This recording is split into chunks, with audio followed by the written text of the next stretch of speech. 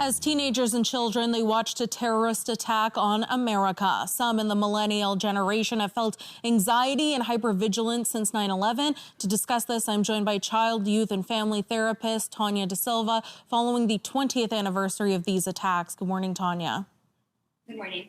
So how did the millennial generation witnessing these attacks live in real time as children or young people impact them?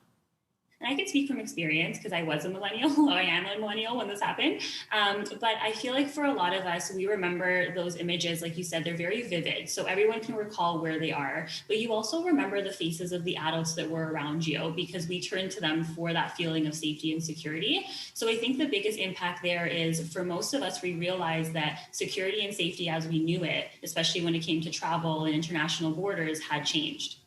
Definitely. And I'm part of that generation too. I mean, I don't think a lot of us totally understood what was going on depending on how young you were, but it was, there was no guidebook for the adults for how to handle something like this. So what are the effects now witnessing that level of trauma as young people? Well, and I think, like, to your point, it was happening in real time. So even adults were watching it for the first time. So for most kids that were going through that, there was that sense of loss of that childlike innocence. So we looked at adults and we realized, oh, they're not all knowing, they're not all good, and they might not always be able to protect us. So that was a big impact. Obviously, that sense of security and safety was shattered in that moment for a lot of kids. And I think for a lot of them too, even as adults talking about this, they face the fact that, there was death. Like as a child, you don't really think about that. So to watch tragic death really impacted a lot of kids in terms of thinking about how that could impact them in the future. But a lot of kids after the fact, so for most of us, there was that loss of the childlike, feelings of the way we looked at the world. But for a lot of kids after the fact, we also saw anxiety, depression. We saw changes in their behaviors, more risky behaviors. We saw relationship changes, so attachment issues, or they became very clingy to their parents. So depending on how close they were to the event, it could have essentially rolled out in different ways. Now, of course, that was probably pertaining more to American young people and American youth that watched that. But for us here in Canada, I mean, we were still watching those events live on the air. How can that psychology of the trauma of that time period when we were children carry with us through till now? What are some of those ripple effects?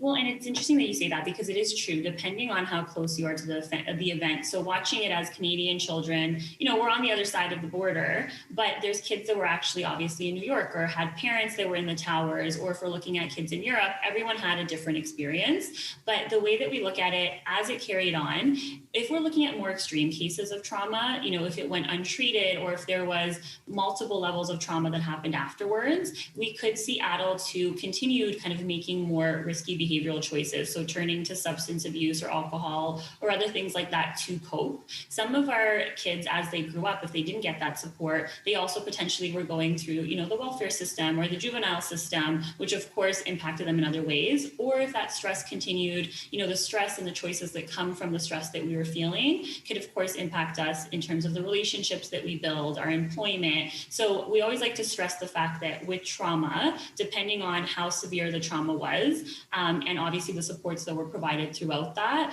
if we're not getting, those two things, if it was really close and we're not getting the supports, then we might potentially see some of these psychological things kind of continue on as we grow. Now, there's been a lot of discourse online following the anniversary this past weekend, and a lot of millennials have been saying, here we are, this generation, we witnessed this traumatic event when we were kids, and then we've witnessed, multiple wars, we've witnessed all these, historical events all in our lifetime. Do you think there's kind of a desensitization to trauma in terms of this generation?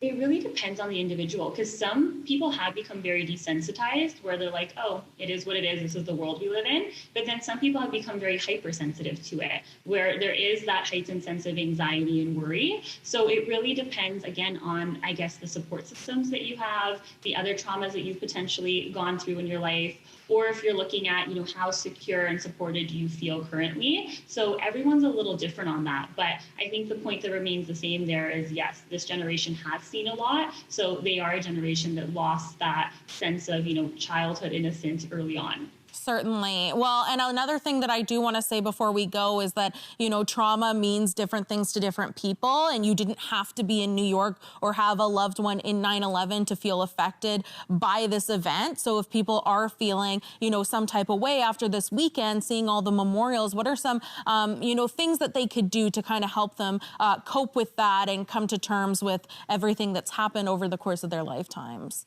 Well, and I think for everyone, it's looking at, how is this impacting me? Because like you said, you didn't actually have to be there. Even just watching the images can be triggering. So knowing kind of what you need in the moment, and we always really push to talk about that, to kind of verbalize, what you're feeling, what you're seeing, how that impacted you in the moment, how potentially it's impacting you now. So instead of holding it in, kind of really discussing it with those people around you, also giving yourself time to unplug and reconnect to something that is going to essentially re-regulate yourself. So bring you back to a state of calm, a sense of connection, of security, of safety.